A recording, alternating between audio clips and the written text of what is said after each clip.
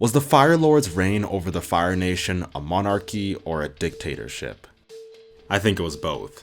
A monarchy is a type of government in which all power is given to or sometimes taken by the monarch. A dictatorship is a form of government in which one person or a small group possesses absolute power without effective constitutional limitations. Same idea, I suppose, except that in some countries, like in many present-day monarchies in Europe, the monarchs are figurehead leaders and mostly used for tourist attractions, while the countries are actually ruled by duly elected officials. This taste for power, absolute power, is what often led to the rise of many dictators around the world. Many of them actually start with good intentions, but then became drunk with power. They decided they would be the lord and master over citizens of their domain. Many of them dreamt of world domination, as did Fire Lord Ozai and the Fire Lords before him. Power corrupts. Absolute power corrupts absolutely is absolutely true when you examine the lives of all the brutal dictators we read about in history. This video will analyze some of the characteristics of dictators that were exhibited by Fire Lord Ozai and compare him with other world dictators that we are familiar with. Most dictators do not come to power legitimately or through constitutional elections. Some do, like Mao Zedong of China, who became a dictator after serving as a successful military leader throughout the long civil war. But most dictators take control during coups d'etats, revolutions, or states of emergency.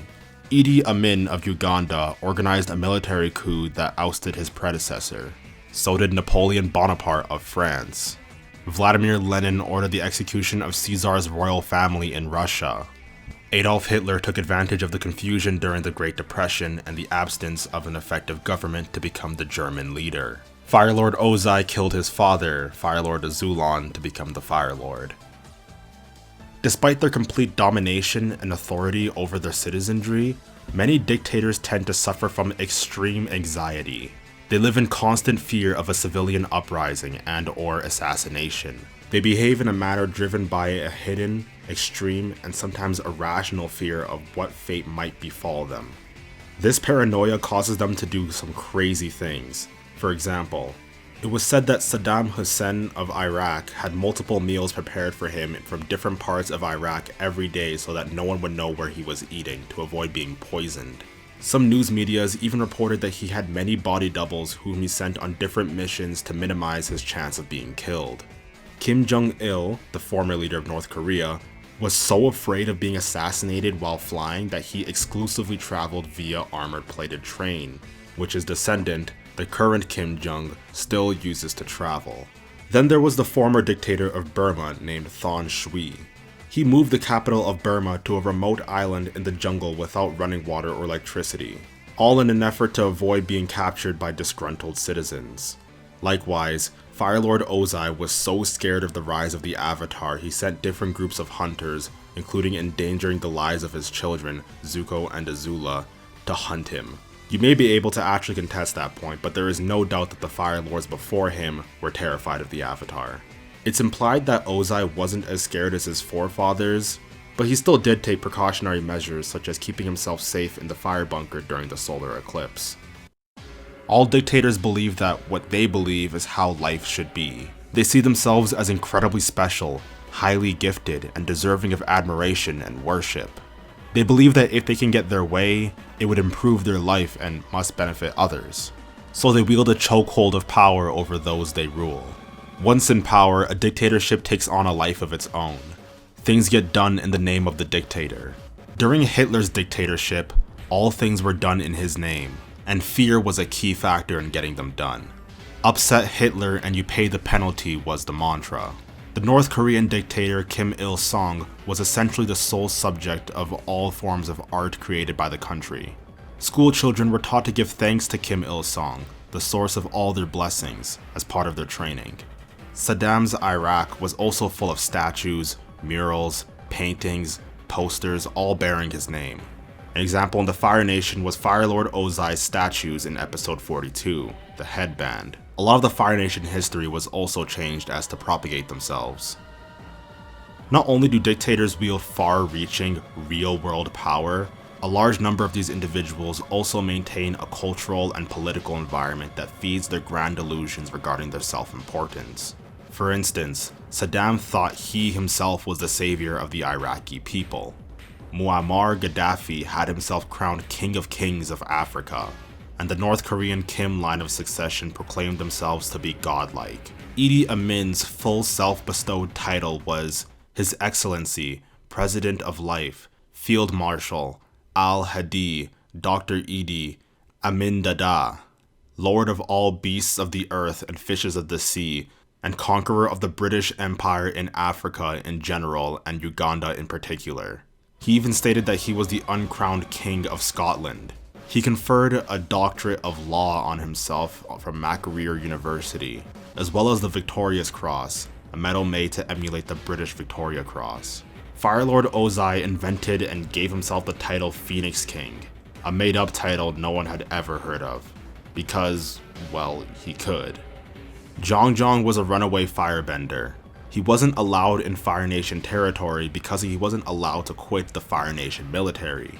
He had to serve the Fire Nation and no one else. But he left the Fire Nation military. This was treasonous.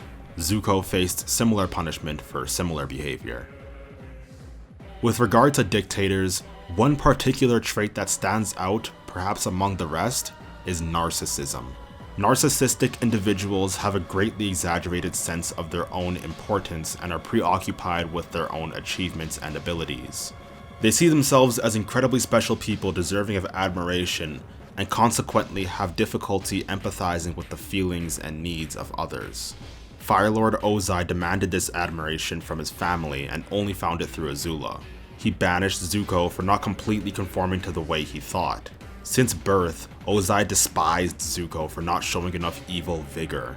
Ozai wanted someone who would be exactly like him and only saw that through Azula. Although Princess Azula loved and worshipped her father, the Fire Lord did not reciprocate such love. He only wanted to use her to achieve his dreams.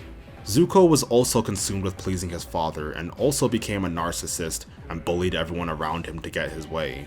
Luckily, he finally realized that nothing he ever did would cause his father to love him, so he severed ties with the Fire Lord.